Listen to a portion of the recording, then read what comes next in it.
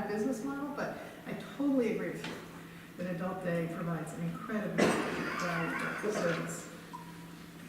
I want to emphasize that because you hear so much that the future now is, you know, the home-based services, but they are not sufficient. Those people are isolated. Our seniors are isolated at home.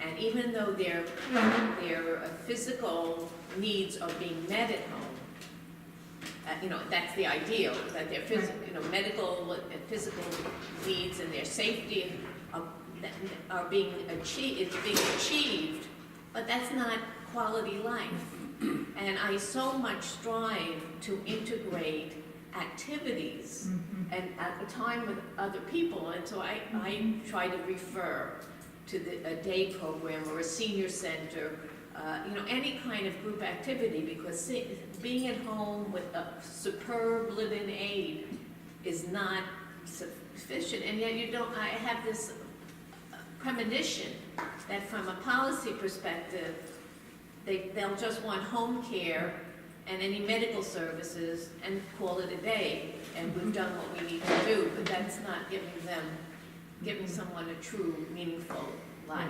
Which is, to your point, the Yeah, value. well, I work with Joan. There is an increasing body of literature about the negative impact of social isolation on people's health.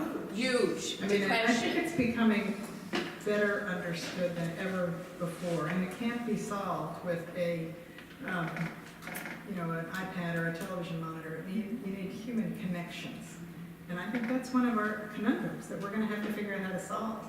Unless we go into, you know, we've been thinking about and talking about the small houses and the greenhouses and breaking it down and living kind of communally with 12 people and cluster care. I mean, that gives you a society, that gives you a community. life, gives you a community. Right. Yeah. Yeah. As somebody who deals with the spiritual components of these residents, I'm watching a marked trend taking place. As residents continue to age, their dropout rate from synagogues and churches continues to increase. And by the time they come here, and I interview all the residents that come in, I almost sense a sense of guilt on their part that they were once active in their respective religions, no longer as they once were, either due to economic conditions, loss of a spouse, loss of health. There are a lot of reasons.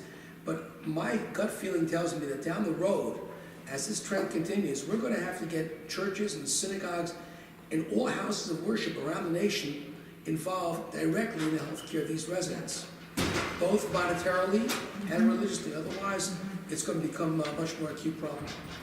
That's a really good point. Within the LeadingAge membership, about 70% of our members have some kind of a faith tradition, either traditionally and have moved away from it, or they still do.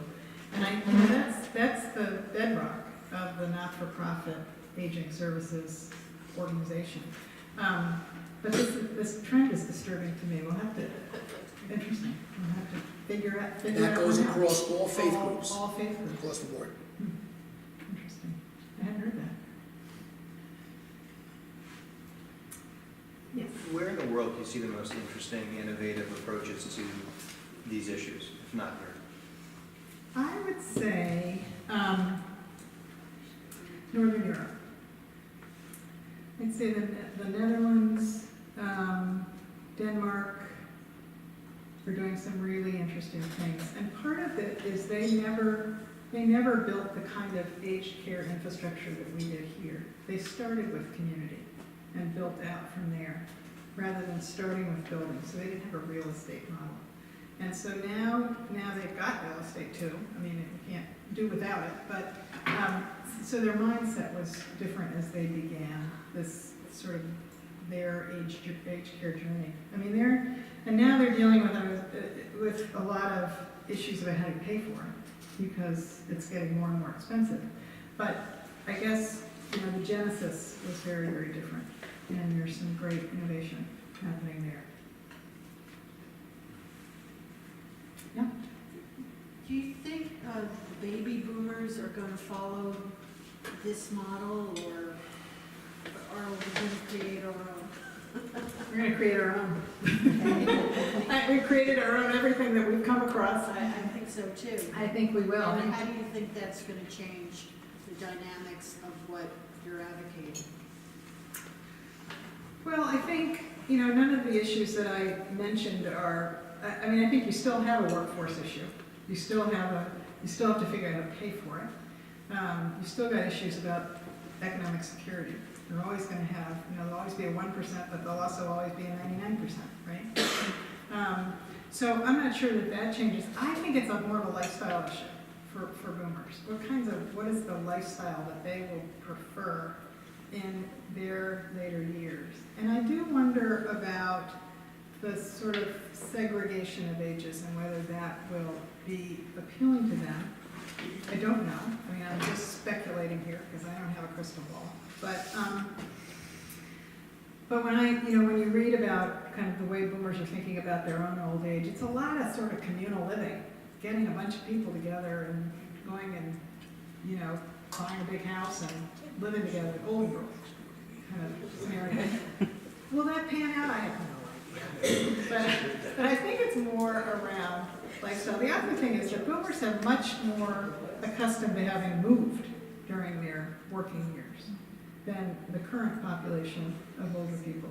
And so the idea of picking up and going someplace else, may not be so foreign to them. So they could be very mobile in their later years. What we're seeing now is a lot of boomers moving back into the city from suburbs. So there's some of that, and a lot of that is convenience and access and things that they missed when they lived in the suburbs. So it's kind of fascinating to watch. Should have this conversation 10 years from now. Yeah, I think the trend will be to the cities. Yeah. I really do. Yep. All right. Well, thank you all. It's been a great day.